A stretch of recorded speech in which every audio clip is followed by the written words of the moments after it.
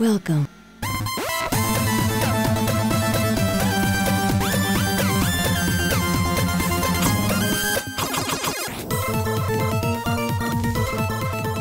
Hey guys, welcome to Lady Fractic's Retro Recipes, and on today's Recipode, I will be challenging Ashley to a duel on Spy vs. Spy. Well, there you are.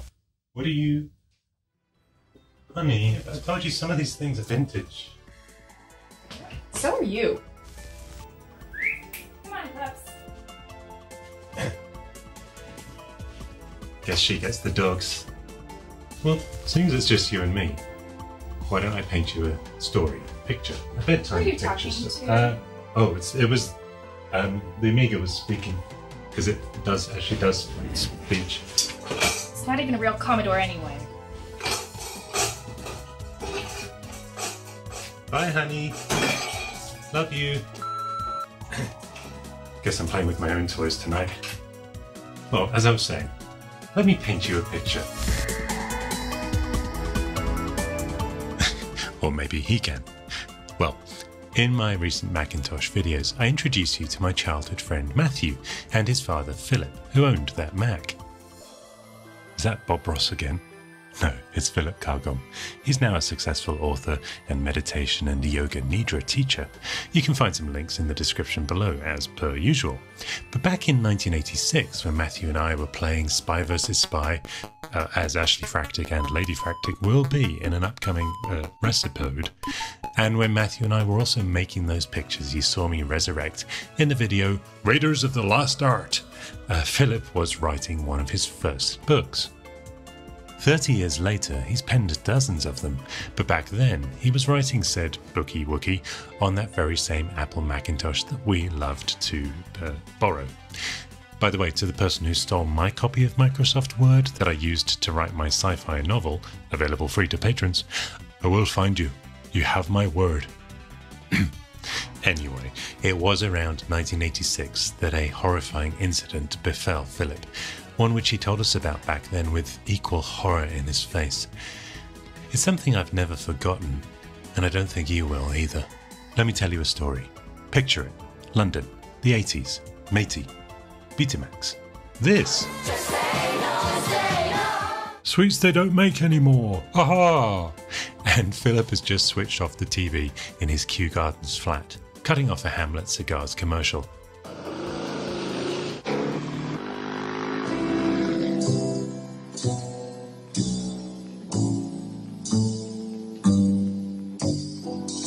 Happiness is a cigar called Hamlet, the mild cigar. Classic.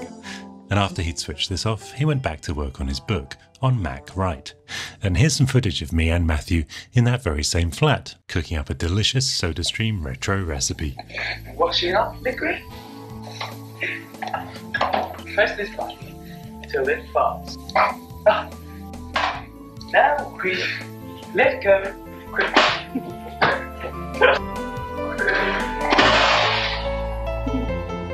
And here Philip is. Oh, well, I mean, I wasn't able to fly him out to film this police reconstruction, but standing in for him is Lady Fractic. Yeah, we made friends. She's basically the same thing, albeit less hairy. But if it helps, just picture Philip like this. Oh my gosh, okay, no, that doesn't help much. Well, as you know, books average about 200 to 300 pages, and Philomena here was about 100 pages into hers, theirs. And, well, it's a long story. It was getting late, our author was tired, and like any diligent computer user in 1986, regularly saved the work. But suddenly, a new message popped up on screen, an offer that hadn't been proffered until now. We'll see what that message was in a moment, but first it's important to understand not what it said, but what it was thought to have meant. Oh, how sweet, the author thought. It's going to embroider my initials onto the disc, like a little handkerchief.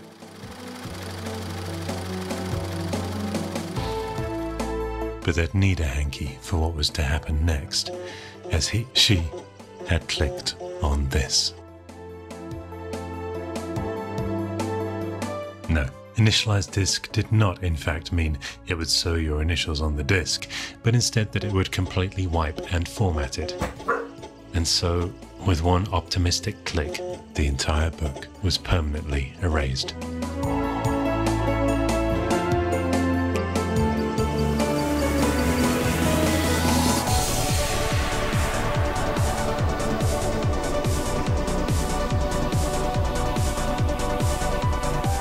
Happiness is a cigar called Hamlet, the mild cigar. Here we see Philip in his natural habitat, so angry he has no words. Literally, they've all been erased. And nothing could make things Mac right. Sorry. Well, almost. You see, Philip recounted this to me when I asked him about it recently.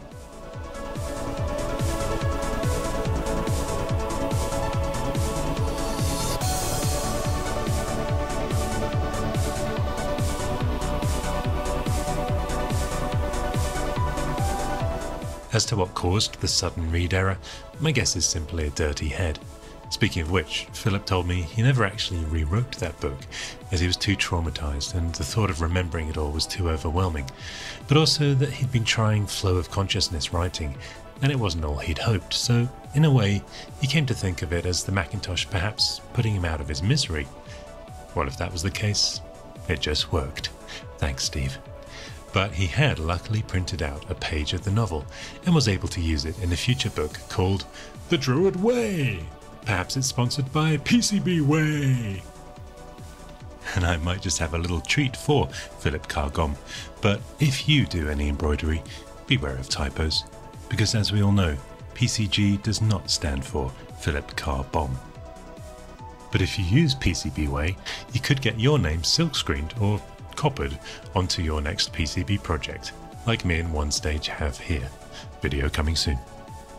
Philip, when I next see you, I'll try to bring you this little care package so you can maybe finally get that initialized disc and these silk handkerchiefs to dry any tears you may have when you still think about that fateful day back in good old 1985 86. Well, I'll be back soon with more nostalgic retro fun and games, but in the meantime, remember, if your micro SD card seemingly offers to embroider your initials on itself, just say no, no. Just say no. Just say no, no. Just say no. just say no, comment below, and cheerio.